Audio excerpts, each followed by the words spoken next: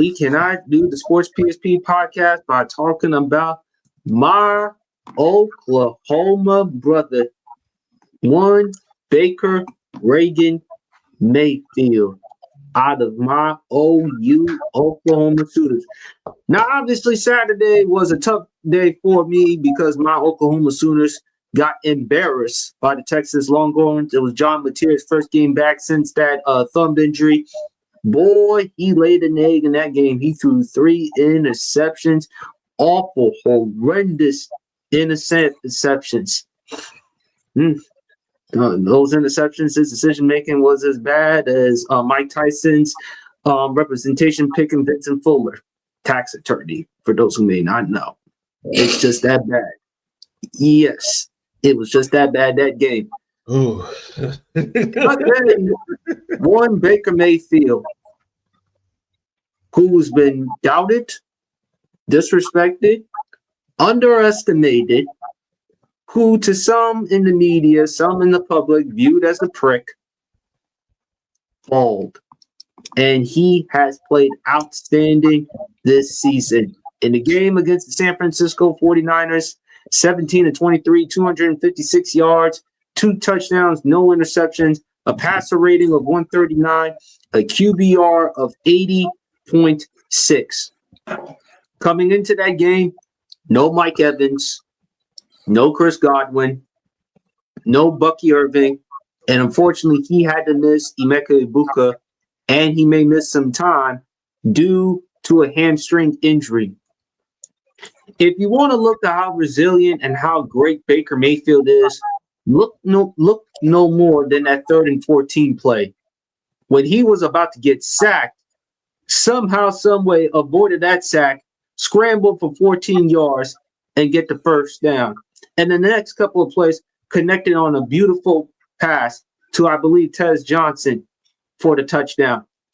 Baker Mayfield is special. This may be the greatest football story so far right now. Former number 1 overall pick, walk on at Texas Tech, walk on at Oklahoma, Heisman Trophy, ends up becoming the number 1 overall pick. Had an excellent rookie season. For those who may not know, Baker Mayfield, before Justin Herbert, he broke Russell Wilson and Peyton Manning's record for the most touchdown passes as a rookie. Gave Cleveland life because the first 2 years without Baker Mayfield, before, they were like 130-1. 130-1. And that was with Hugh Jackson as the head coach. Struggled his second year. He was second in the NFL in interceptions, only behind Jameis Winston in 2019. 2020 had an improvement season, 26 touchdowns, 8 interceptions. They changed the style of offense. Kevin Stefanski was there as the head coach first year. They went from passing the ball to more of the running game with the play action with Nick Chubb out of your Georgia Bulldogs, BRF and champ, and also with Kareem Hunt. Baker Mayfield, year 4, suffered an injury. Goes down, torn labrum, continues. Then they acquired Deshaun Watson in a trade. Baker, of course, wants out. He gets traded to Carolina. Struggles in Carolina. The Panthers release him. Goes to the Rams. The best unique feeling for Baker Mayfield was him getting the coaching and tutelage under one Sean McVay. And also to, I believe, Matthew Stafford being there as well helped them out. People don't give enough credit to Matthew Stafford as a mentor. Hey, if I'm Cleveland and I was talking to my boss, hey, maybe, you know what? If there's a place Shedeur Sanders would like to go and play for, why not the Los Angeles Rams? Sitting behind a couple of years behind Matthew Stafford, learning from Sean McVay. Since Champ talks about the emphasis of coaching, heck, if I'm Shedeur, and of course it's Cali, it's Los Angeles, I'm going to find a way to market. Why not there? But meanwhile, get the type of coaching and tutelage. But year 1, Baker Mayfield, outstanding season, made the playoffs, won the division, won a playoff game. Year 2, was Baker going to have another type of season, or was it a fluke? Actually, he ascended because despite the fact that they lost that playoff game to Washington, and it wasn't really much his fault, Baker Mayfield, he was second in the NFL in touchdown passes, I think only behind Joe Burrow, to which the great BRF Sports, I mean, the Reverend said it himself, at Joe Burrow, if the Bengals had a better record, you probably would have heard Joe Burrow about winning the MVP. Matter of fact, BRF, you made that argument. I did. I did.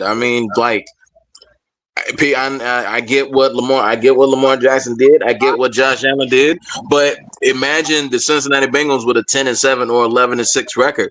You're basically making Josh Allen's value argument times three, because the Cincinnati Bengals were him, Jamar, and T. Higgins with a little bit of Chase Brown mix in there. So I mean, the proof was there. Yes, and he was balling and was putting up incredible numbers. And so far this season, in 6 games, the Tampa Bay Buccaneers are 5-1, and one of the top teams in the NFC against your Atlanta Falcons, BRF champ. Although 17-32, 167 yards, but he did have 3 touchdown passes, including the game winner to Emeka Egbuka. Week 2, Monday Night Football against the Houston Texans. His scramble, his legs, his ability to win that game against the Texans. Week 3, against the New York Jets. Blocked field goal. Still find a way for the Buccaneers to get in the field goal possession. Now, they lost the game against Philadelphia at home, although they made it a lot closer than what it was thought, because Philly, Jalen Hurts in the second half, and I'm sorry, Chan, he did struggle in that second half. The Eagles' offense in the second half struggled, and then sooner or later, Tampa was starting to get some momentum when Baker connected on a touchdown pass. Had he not thrown that interception in the red zone along with Bucky Irving with that fumble, who knows? Tampa might have won that game. Mm-hmm. Seattle, him and Sam Darnold, same teammates. Draft class, Baker number 1, Sam Darnold 3rd overall. You talk about Lamar Jackson, Josh Allen in the season opener. What about that Bucs Seahawks game? That was one of the best games that we saw that season so far. 2 quarterbacks going toe-to-toe. Baker Mayfield, 379 yards, a season high, 2 touchdown passes, including one of the touchdown passes to Sterling Shepard out of Oklahoma. And then in this game, San Francisco, Tampa, 2 teams. We know how great Kyle Shanahan is as a head coach and as a play caller. San Francisco has been decimated with injuries, and unfortunately, they lost Fred Warner for the rest of the season due to the broken ankle. God bless them. I mean, they've lost him. They've lost Nick Bosa. They've had Brock Purdy out for games, George Kittle. I don't even know if Brandon Ayuk is going to play. Maybe later down the stretch. But, man, Baker Mayfield, even when he threw that first touchdown pass, when he got hit, Baker just went back on his feet and started talking his shit. And that's just who Baker Mayfield is. What the thing I love about Baker the most, you know, Colin Cowherd, one of his most well-known critics, used the term quarterback heel, which Champ still to this day doesn't even know what that means. I think it's just a bullshit term to say quarterback being the president, the ambassador of the team, how they're supposed to carry and conduct themselves both on and off the football field for any profession. But man, Baker talks his shit. Baker bowls. Baker finds ways to win. And also, too, Baker is putting up his numbers. For those who may think Baker Mayfield is just putting up pedestrian numbers, newsflash, he has over 1,500 yards, over 1,500 yards passing, 1,539 yards. That's 4th in the NFL. He is tied for He is 3rd in touchdown passes. He is tied for 3rd in touchdown passes. He has only 1 pick so far this season. And a QBR 71.1, which is 8th in the NFL. So I'll read you them stats again. 1,539 yards. That's 4th in the NFL. He's tied for 3rd in touchdown passes. He has 12. Only 1 interception and 8th in the NFL in QBR 71.1. And shout out to Flash, because he also pointed out the numbers. Baker Mayfield is projected to have 4,361 yards, 34 touchdowns to only 3 interceptions. Right now, just right now, he's the leading candidate for the MVP because he has helped Tampa Bay find ways to win, not just with his arm, but also with his legs. Baker Mayfield is a much more mobile quarterback than he's given credit for. And that 3rd and 14 play was the latest example. He is balled out. You just got to give your hat off to a guy who is not the most prototypical quarterback. Baker's about 6 feet, 6'1", about 215. He's been on several different teams. But he has found a home in Tampa. And not just that, to be the successor to obviously the GOAT Tom Brady and BRF and champ. And I'll give you this, champ, because again, you are a Falcons fan. You have given Baker Mayfield his flowers and kudos, just like you gave to Cam Newton for the work job he did with the Carolina Panthers, just like you gave to Drew Brees. Yes. Maybe perhaps more people need to start paying more attention to Baker Mayfield. And for those who may say it's just the offense, and yes, we cannot argue or dispute the talent he has around him on offense. But at some point in time, when are we going to start giving Baker Mayfield his flowers? Because regardless of the circumstances, good or bad, he just finds ways to win, and he's putting up the numbers along with it. If that isn't enough to say he's the MVP right now or the front runner for the MVP, hey, you're watching a different football game. BRF or champ, is there anything y'all want to add? Because I already said what I said. You basically took the whole scripture and sung the sermon for every last one of us, if you really want me to be honest with you. Hey, look, I'm the light in that situation. I'm the light-skinned John Singleton. God rest his soul. Yes, indeed. Look, Baker Mayfield is the MVP right about now, and he's had signature win over my Atlanta Falcons. He's had some signature wins in this season without his key players. And he just lost the potential rookie of the year. Who knows how long he's going to be out with that hamstring injury? So the media needs to stop being biased. I understand that Patrick Mahomes is the face of the league at this point, but outside of the Detroit game, he doesn't have a signature win. He doesn't. He beat a lackluster at best. Look, Russell Wilson was so bad this year that remember what Brian Daboll did in order to get Jackson Dart back. He literally went in damn near beat up the doctor in order to get Jackson Dart back on that field. So that just goes to show you how bad that was. And the Baltimore Ravens defense was terrible. Terrible. So you beat 2 lackluster teams, and your only signature win is against the Detroit Lions.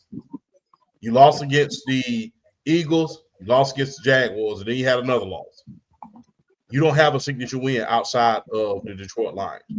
You haven't been carrying the team. I understand the NFL is kind of like high school. The NFL is kind of like high school, but on a corporate level. We all want to see the jock succeed, the face succeeds. And then when somebody comes along different, everybody kind of looking at him kind of sideways because he's playing a little bit better than the guy who he liked. And I understand that he's not the press's cup of tea. Whereas, and you saw it, I think I said this to you. Remember when Baker Mayfield gets hit late, he doesn't get up and complain to the referee. He doesn't say flag. He doesn't do any of that.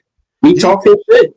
He gets right back up, gets in the dude's face, and points downfield, and then go out there and take them on the downfield and take them down the field and score.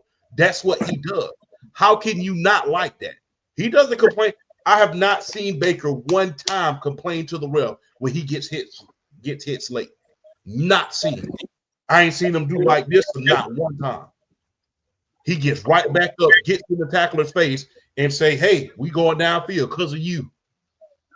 I'm loving the fact. And look, people can talk about cocky or arrogant. Look, keep the cockiness and arrogance with you. Keep it that way. Show them how cocky. If you don't want me to score, stop me.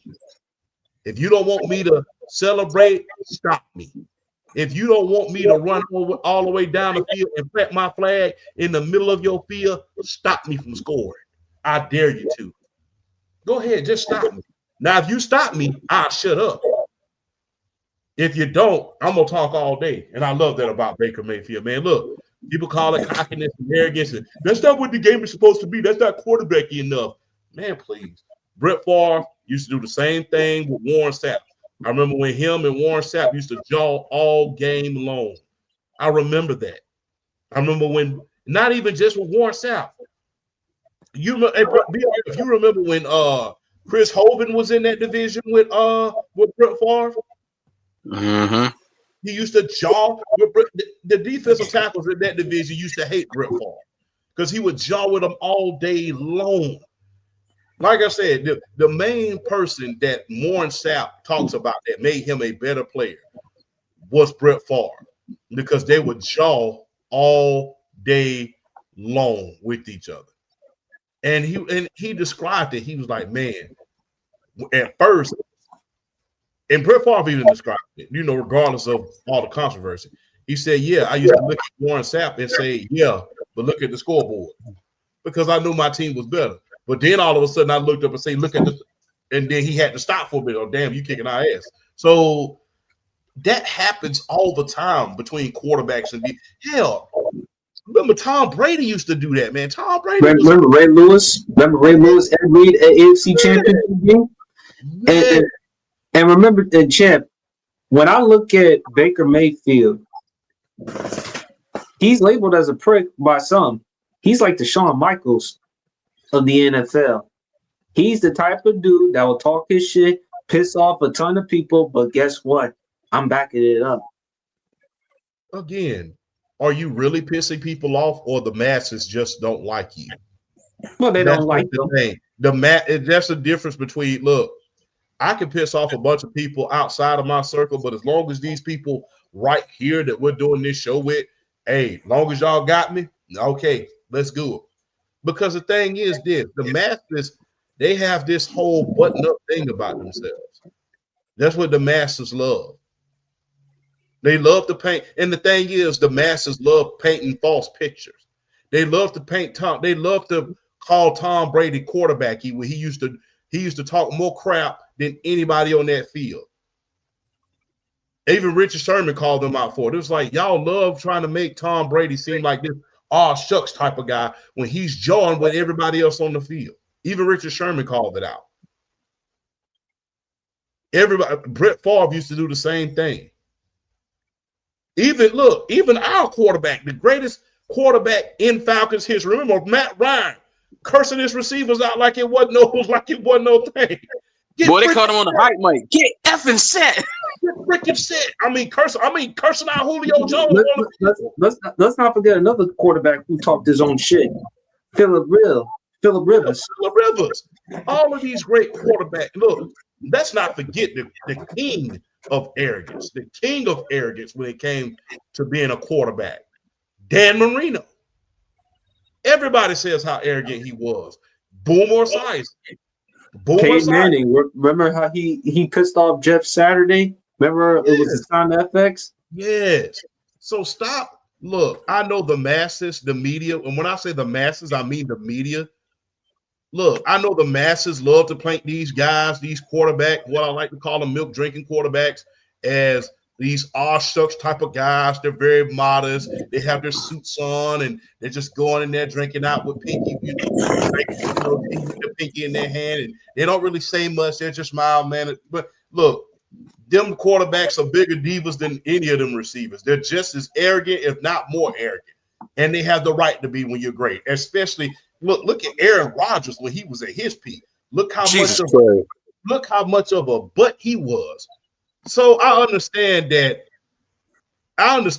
Baker Mayfield does it more openly, and it's not as accepted because guess what? He didn't take necessarily the same path as those other guys. But stop making some of the greatest quarterbacks of all time that we watched and we saw look like they were just shucks type of guys. They wasn't. They were just like Baker Mayfield. And Baker is a guy who I want to play for. I want my quarterback to be arrogant as hell. Well, he's relatable. Yes. He's relatable. He's not the biggest dude in the world. He doesn't have the strongest arm, although his arm is a hell of a lot stronger than people give him credit for. But he's the type of guy you want to play with. He inspires the team, and he gets the most out of it. Yes. And you want to look, and you want to run through a wall for that guy. That's what quarterback is all about. It's not about the best arm. It's not about it's about having a guy in the huddle, especially me being an offensive lineman. It's about having that guy in a huddle who you can look at and say, you know what, you arrogant as hell. But I can guarantee you one thing, that jersey going to be real clean today with your arrogant ass. And then go out there and just pound these guys and let them know, hey, man, look, throw on the right side. But that dude over there, I got him in check all day long. I'm just being real because the lineman, we the closest thing to the quarterback. Hey, man, dude on the right, I got him covered. Make sure you run it to the right. Make sure you call plays, you go to the right. Hey, man, when you go to that's who you want. You want a quarterback who's relatable. You don't want this guy sitting up there in the country club all the time. No, you want that guy. Look, remember Joe Theismann used to drink beer with his offensive lineman, him and Jonathan and John Riggins. So, yeah, that's who you want. Somebody who's relatable, somebody who you could drink a beer with, who he's the most popular guy on the team. But guess what? It doesn't stop him from being one of the guys. Baker Mayfield is that guy. And I understand he's not the masses cup of tea because the masses like to paint false, you-know-what pictures about quarterbacks when all of the all-time greats were arrogant and they were very, very prickish and they were very, very passionate about what they were doing. But they like to paint this picture like they were all shucks guys. They were just as arrogant and just as cocky and just as passionate as Baker Mayfield. Just as passionate. The guy who he replaced was just as passionate. Right. And the problem is, though, with certain people like Brady, like Manning, they get a pass because they look at their accomplishments. And the other thing, too, Champ, is when people like divas, people perceived like divas like T.O., when they show their passion and emotion, they're considered cancers, coach killers, stuff like that. And Baker Mayfield, look, man, you just got to give it to him, dog. You just got to give it to him because if you take Baker Mayfield out of the equation in Tampa, where in the hell would Tampa be? Hey, look, Tampa. I remember there was a time where you had a quarterback that played 16 games that only threw 4 touchdowns and threw 16 interceptions. So, I mean, complaining about Verdi? No, that was Trent Dilfer. Oh, well, he got traded. Don't complain about what you got because Charlotte, look what you had. The great words of T.I. I'm telling you, boy, you had Mr. 30 for 30 as your quarterback at one point. Exactly. Hey, Jameis Winston, hey, he was talented. The only knocks on Jameis Winston were turnovers and off the field issues. But outside of that, turnovers and crab legs. Well, I mean, he in Tampa. I mean, they got some good seafood there. So he was going to be distracted regardless with them crab legs. But other than that, Jameis had talent. I mean, he was drafted with the number 1 overall pick. He was a Heisman Trophy winner out of Florida State. But to your point, Champ, man, people just got to give more love and respect to Baker Mayfield. Same thing with a lot of athletes who are perceived as not their cup of tea, whether if it's the WNBA's Angel Reese, whether if it's Baker Mayfield in the NFL, or back then in the NBA was Allen Iverson. Because Allen Iverson wasn't the media public darling because off the court what he did as far as with the t-shirts and do-rags and the baggy jeans. And you even said it yourself, Champ, because when we did Babyface Hill, growing up, you were not Allen Iverson was not your cup of tea because you wore the black Duncan Penderhughes or the darker version of Sherman Klump. You were more of the glasses. You were more of the suit and ties, stuff like that. But then ultimately, you grew to learn appreciation and love for Allen Iverson because of the impact. And what I hate the most, and like I said, when I mentioned the thing with Allen Iverson and a lot of other people that get a bad rep, though, people who wear do-rags and baggy jeans and Timbs, they're viewed and perceived as thugs. But suddenly, when people wearing suits and business ties, they're perceived as clean-cut guys. And remember what your father used to tell you? Yeah, the biggest gangsters wear suits. If you don't believe that, go ask Bernard Madoff. He wore a suit too. So, Ain't and joking look, about that. I mean, look, I'm just being real. Everybody wants this whole look, and look, even I, back in my heyday, was the guy who always was talking about when I was in high school. To your point about the Allen Iverson thing, hey man, put a suit on, you gotta look good. But my dad told me all the time, man, them biggest criminals. Look, man, look at the guys who took a lot of these athletes' money. They wore suits. They wore suits. The Sharks wear suits, man. I mean, look, man. Like I said, if you look no further than Bernard Madoff, everybody want to talk about, hey, man, that guy's a thug. He's wearing Tim's. He's wearing a do-rag. If you look no further than that guy right there, look at Never Shapiro down there in Miami. Never Shapiro down there in Miami. He was a big time guy too. Wore a suit. Yeah. So everybody want to talk about the guy who wearing a do-rag and the Tim's on the corner, walking to the store getting a candy bar. But you ain't talk about that dude in his penthouse in his corporate office up there in Beverly Hills stealing millions. If you want any evidence of how I know we glorify a lot of gangster movies. As far as I would say we have our type of gangster movies, and we have a lot of other type of gangster movies, right? If you want any evidence of how the suits are gangsters, look no further than the Casino movie. Look how many people had their hands in that pot, in that one casino. All of them had suits on. All of them played golf. All of them. Like I said, look at the Ponzi scheme guys. Look at all of these cats. The biggest gangsters in the world. All of them wore suits. So, yeah, they looking at this lower level guys who are on the corner walking to the store. They might not even be. Look, man, I done met more people who have the IQ of a multi-billionaire businessman who wore a pair of Timbs than a guy who wore a suit and he didn't know his way and he couldn't walk his dog around the office. Mm-hmm. I'm just being real. Look at you as well, champ. People don't realize that you're a 4-time college degree, although right now you wear an Eric Cartman hat. But again, perception. People, and that's the thing though. Just because you wear a suit and tie doesn't necessarily mean you're a high character guy or a professional. And just because you wear do-rags and baggy jeans and tips doesn't mean you're unprofessional. Yeah, absolutely. And people got to understand. I'm glad we're getting to the world where that is kind of, we're not fully there yet. I'm glad we're getting to where we're starting to get there. We're starting to get where that shit don't matter no more. Like, hey, I done seen a guy coming to the office, man. He got his throwback on.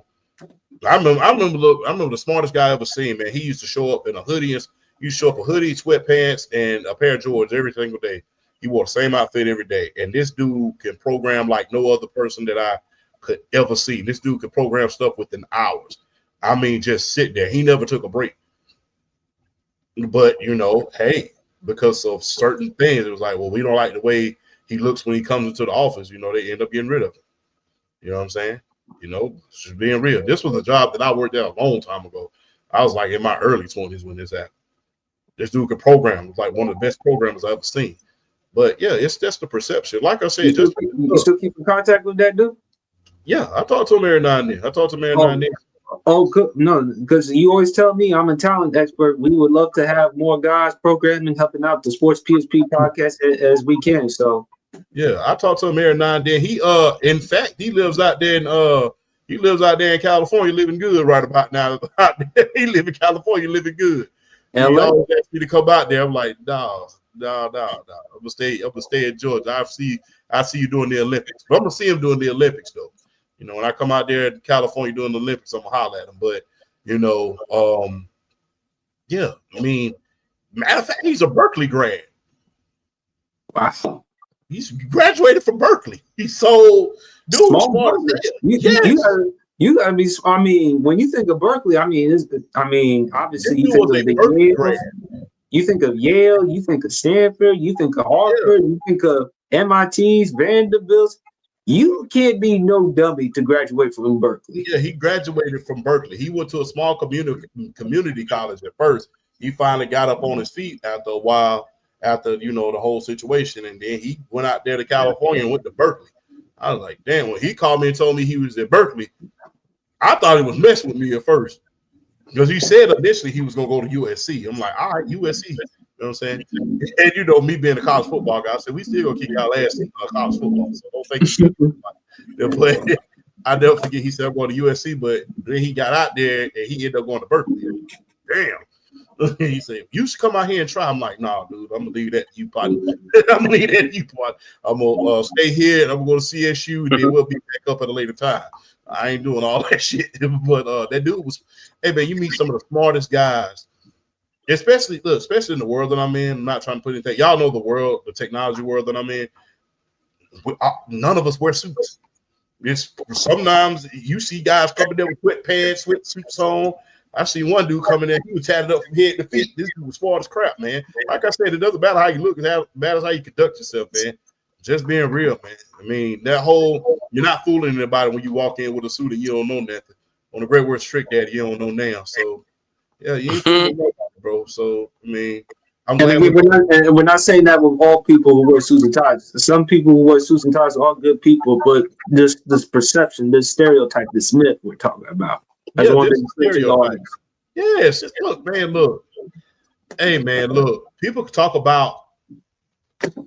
I'll give you an example. When people talk about crime in the 80s, they talk about specific crimes. All right, people talk about specific crimes, but people don't understand there was that type of crime, and then there was organized crime. I will say. Mm-hmm. So you had guys like Alpo and AZ, and then you had John Gotti. So I mean, I'm just being real. So you tell me who the bigger gangster was. I'll let you decide. But when you look at Baker Mayfield, back to Baker, you can't take nothing away from him. I mean, if people just don't like him for him, then that's on them. At the end of the day, Baker cannot be concerned about what people have to say about him. BRF, I'm sorry. What were your thoughts on the 49ers Bucks game? As a Falcons fan, the depth at wide receiver for the Tampa Bay Buccaneers get on my damn nerves. It really does. I mean, no Mike Evans, no Chris Godwin, no Jalen McMillan. You have Emeka Ibuka. He gets hurt. Oh, wait, no. Number 5, Tez Johnson, catch a deep touchdown pass. Has a good game. It's like, dude, we were sitting here questioning why they drafted Emeka Ibuka. Now it's like, well, yeah, they definitely need every bit of the receivers they got because, they can't stay healthy. But it's crazy how deep they are. It's crazy how deep they are at the wide receiver, the wide receiver position, because Tez Johnson comes out of nowhere, another rookie, has a hell of a game against San Francisco 49ers, scores a long touchdown pass, and hits one of these sickest celebration flips I've ever seen in the history of the National Football League. So I mean their wide receiver core is crazy deep and crazy good. I mean it's ridiculous. I mean Tampa's one of those teams like when you expect them to fall, they find a way to get back up, dust themselves off, and they go out and get another win. Baker Mayfield, I mean, y'all pretty much hit the nail on the head. He should be the leading front runner for the MVP award with everything that he's done, and the consistency, the toughness, the heart, just everything that man goes out there and displays on a weekly basis. You just can't help you can't help but to like root for him, and you want him to succeed. Even though, even more, yeah, I'm a Falcons fan. I want us to come back and make some of this division. But you root for guys like him who went through the lows, as far as like tearing his labrum in Cleveland and gutting it out for him, despite in spite of that injury. only to get cut because they had to bring Mr. Touch My Body in. So I mean, what more can you say? What more can you say? What more can you say? I mean, just it's you shout out players like Baker Mayfield who don't let nothing stop them, who don't let no one stop them, living out his dream, playing a kid's game, getting paid for it, but having fun doing it and being damn good at it. So he's been doing the damn thing all year. All year. It's like no matter no matter how many bullets he has in the gun, he finds a way to win the gunfight. Regardless of who he's going against in the gunfight. It doesn't matter. And then going back to that game on the 49ers side, like, dude, shout out to Mac Jones, man. I mean, he like you like seeing the guys. You like seeing the comeback stories, like of that. But I will say this though, I want to shout out Dan Orlovsky with ESPN because he said this, I believe, a couple years ago when he said this when Mac Jones was still in New England. He said if you put Mac Jones in Kyle Shanahan's offense, Mac Jones is going to be doing what Brock Purdy's doing, and people thought he was crazy. Mac Jones is playing pretty good football in the Kyle Shanahan's offense. So I mean, what can you say? He's playing good football in his offense. BRF, I wasn't surprised. I've said it years ago. I said the 49ers, they should have drafted Mac Jones instead of Trey Lance. Yeah, because Trey Lance has basically been, outside of the few games he started in San Francisco, he's basically been a John Doe, non-existent. Witness protection program. You've barely heard from him. You ain't heard from him. I mean, you definitely gotta, even though the 49ers lost that game at Tampa, you gotta give them love. They're basically a mash unit right now at this point. I mean, no Fred Warner, no Nick Bosa, Brandon Ayuk with his, like you said, with his knee injury, it could be late November, December before he finally shows up and plays some meaningful football. They've just been thrashed down the line with injuries, but yet they're still competing. They're still winning games. They're making something of this NFC West early so far. So you got to give the 49ers some love. That game just boiled down to Baker Mayfield just outdrew Mac Jones in the gunfight.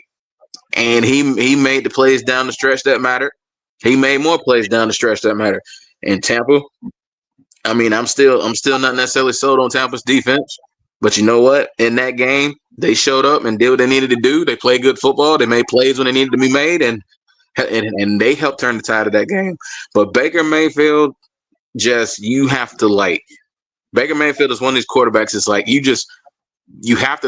sometimes you have to throw the kitchen sink at him to stop him.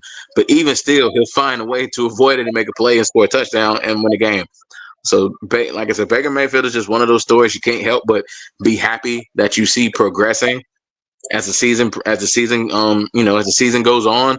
And right now he should be the front runner for MVP. He deserves to be the front runner for MVP. You got him, you got Dak, you got Herbert, you got Bijan Robinson now in the conversation. I think right now those should be your top 4 guys for the MVP talk. And I guess I don't like putting Patrick Mahomes in the conversation. They're 3-3, but you know what? The numbers do say put him in the conversation, and he's in the conversation just because of name value. He's Patrick Mahomes, but the numbers do say, regardless of the record, he's been doing okay. He's doing all right. He's got over 1,500 yards in his own right already with a 64% completion percentage. So he's doing good. Rashee Rice is coming back from that 6-game suspension, so now add him and Worthy. So to your point, I think it was either Champ who mentioned it or Flash. It's going to take some of the pressure off of Travis Kelce. So I kind of like it for Kansas City's offense. And Baker has another big test because he got Monday night at Detroit. And we will get into our NFL picks later on. But if he plays well and if he finds a way to win against Detroit, then, hey, this will add to his MVP campaign. Even if he struggles, even if they lose, he'll still be in the MVP conversation because without Baker Mayfield, where would Tampa be at this point? I mean, considering the amount of injuries and plus Champ and BRF, it's about value. It's about value. And when you look at who's been valuable, yes, Herbert, you can make a case because he's lost Slater and he's also lost Alt. Baker Mayfield, Evans, Godwin, Ibuka, Bucky Irving. He also missed Tristan Wirfs a couple of games early on in the season. Remember BRF and champ Tristan Wirfs could not play in that game against Atlanta.